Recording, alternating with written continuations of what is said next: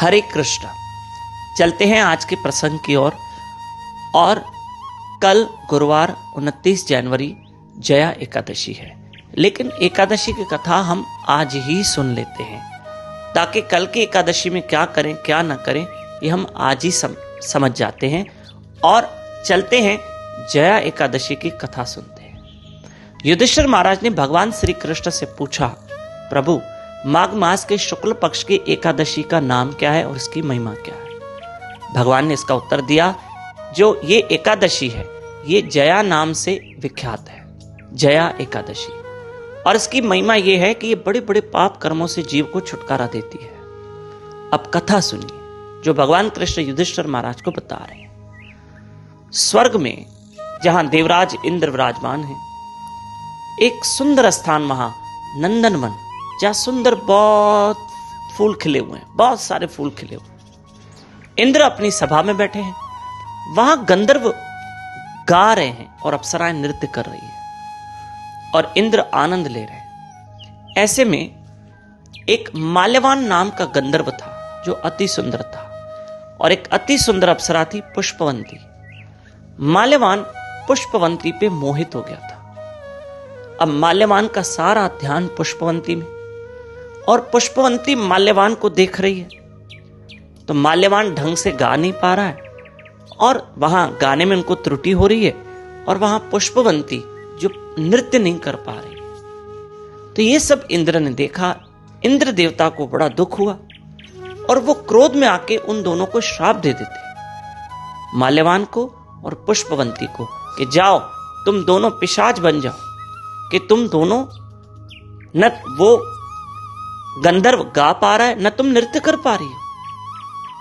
आज तुम दोनों ने मेरे आनंद को भंग किया, तुम दोनों ने मेरे आनंद को भंग किया, जाओ पिशाच बन जाओ। और दोनों पिशाच और पिशाची बन गए और इस पृथ्वी लोक पे आके पर्वतों के बीच, पर्वतों की कंधराओं में भटक गए। लेकिन अब इतना दुख भोगते भोगते आखिर शरीर में पीड़ा तो हुई, तकलीफ तो हुई।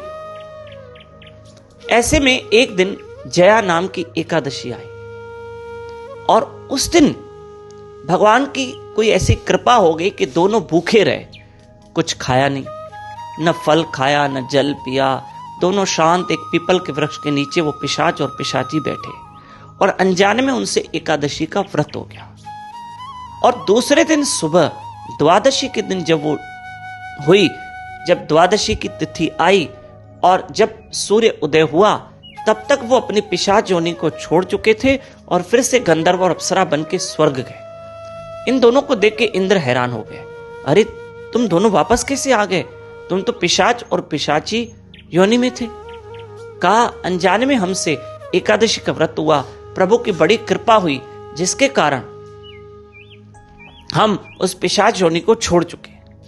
तब इंद्र ने उनका स्वागत किया और इंद्र देवता ने कहा कि जो एकादशी का व्रत करते हैं वे देवताओं के भी प्रिय बन जाते हैं। और यूं वो अपने पिशाच और पिशाची योनि से छूट गए।